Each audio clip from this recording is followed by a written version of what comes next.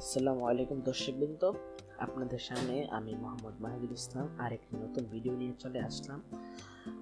আমি আমার আগের ভিডিওতে বলেছিলাম যে অর্ডিনো আইডি 1.8.19 এবং অর্ডিনো আইডি 2.3.7 একটা কম্পিউটার দেখাবো এবং আপনাদের জন্য বলে দেব যে কার জন্য কোনটা বেস্ট। আচ্ছা, কথা না বাড়িয়ে মূল ভিডিওতে চলে যাই। চলুন, দেখতে পাচ্ছেন আমার ডেস্কটপ মনিটরে অর্ডিনো আইডি 2.3.7 এটা রয়েছে। এটা ওপেন করার পর এরকম একটা ইন্টারফেস আসছে যেখানে আমার একটা কোড করা রয়েছে অলরেডি। আচ্ছা, এটা কাট করে দিই। তো এখানে আপনি জানেন যে অর্ডিনো আইডি হলো একটা বোর্ড, যে বোর্ডটা আমাদের এখান থেকে সিলেক্ট করতে হয়, ইনস্টল করতে হবে। এখন যদি আমি ইনস্টলে ক্লিক করি, দেখতে পাচ্ছেন আমার কিন্তু প্রথমে একটি এরর দেখাচ্ছে, যে এররটা আসলে কাম্য নয়। আর তাছাড়া যদি কোনো লাইব্রেরি আপনি এখান থেকে অ্যাড করতে চান, তাহলে লাইব্রেরি অ্যাড করতে এখান থেকে সমস্যা হয়। যেমন দেখেন, এই যে ইনস্টল দিলাম, ইনস্টল অল, মানে এখানে দেখাবে হতেছে, কিন্তু লাস্টে দেখাবে যে টাইম আউট বা এরকম কিছু। আর আপনার যেহেতু বোর্ডে ডাউনলোড না থাকে, তাহলে আপনি লাইব্রেরিতে কি করবেন, আপনি কিভাবে এটা ইউজ করবেন। তাই প্রথম দিক দিয়ে এক ধাপ পিছিয়ে গেল আমাদের অর্ডিনো আইডি 2.3.7। আচ্ছা, লাস্টটিকে ক্লোজ করে এই যে দেখুন, এটার কিন্তু একটি একই এরর মেসেজ দিছে, যেটা সলভ করতে অনেক প্যারা লাগে এবং সলভ না হতে পারে। সো তারপরে বিকল্প নিয়মটা আমি দেখাচ্ছি।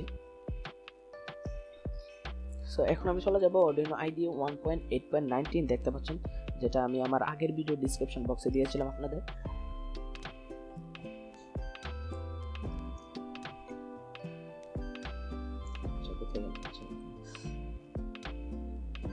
আচ্ছা, এই যে এটা হলো আমার অর্ডিনো 1.8.19। এই যে দেখুন লেখা আছে। তো এখানে আপনি হয়তো খেয়াল করেছেন যে এখানে যে সাইটের দিক দিয়ে লাইব্রেরিজ এবং যে বোর্ডের যে অপশনগুলো ছিল, এখানে এটা নাই। কারণ কি? কারণ এখানে কোনো লাইব্রেরি বা বোর্ড ওপেন করতে হয় না, বরং এটি একটি পোর্টেবল ফাইল যেখানে অলরেডি লাইব্রেরি এবং বোর্ড ইনস্টল করা থাকে। আর আপনি চাইলে আর যদি বোর্ড অ্যাড করতে চান, তাহলে ক্রোম থেকে ইনস্টল করে এখানে আলাদাভাবে অ্যাড করা যাবে, যার জন্য এখানে কোনো এরর নেই। আপনি হয়তো দেখতে পারবেন, এই যে দেখুন আমার টুলসের মধ্যে গিয়ে আমি যদি বোর্ডে যাই, দেখুন আমার অনেকগুলো বোর্ড এখানে রয়েছে, যেগুলো আমি ডাউনলোড করি নাই, আগের থেকে ডাউনলোড ছিল। সো আমি আজকে দেখাবো, আজকে এটাও দেখে দিচ্ছি যে এটার মধ্যে কীভাবে বোর্ড ডাউনলোড করা লাগে। তাহলে আপনারা হয়তো উত্তর পেয়ে গেছেন যে সবচেয়ে ভালো অর্ডিনো 1.8.19, যেটা আমার আগের ভিডিও ডিসক্রিপশনে আছে। সমস্যা নেই, আমি এই ভিডিওর ডিসক্রিপশনে দিয়ে দিব। তো দেখাচ্ছি এখানে কিভাবে আপনি বিভিন্ন লাইব্রেরিজ অ্যাড করবেন।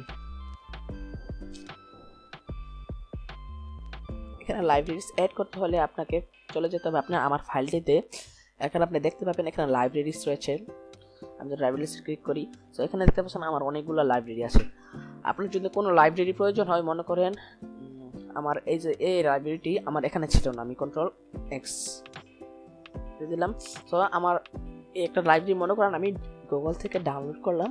এখন আমি এটার সাথে কীভাবে অ্যাড করব, সো অ্যাড করার জন্য আমি আবারও এখানে এসে লাইব্রেরিতে চলে যাব এবং Ctrl+V ক্লিক করব।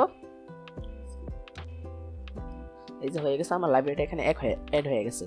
তার মানে কি, এখন আমি ওইটাতে এই লাইব্রেরি ইউজ করতে পারবো সিম্পলি এটার মধ্যে লাইব্রেরির নামটা কল করে। তো বুঝতেই পারছেন যে এটাই অধিক সুবিধাজনক। তো আজকের ভিডিওটা আমি আর বড় করছি না, কারণ এটা একটা শর্ট ভিডিও বললেও পারেন, যে আপনাদের অনেকেই চিন্তা থাকে যে কোনটা ভালো বা কোনটা খারাপ, এই নিয়ে এই ভিডিওটা মূলত ছিল। আসসালামু আলাইকুম, ভালো থাকবেন।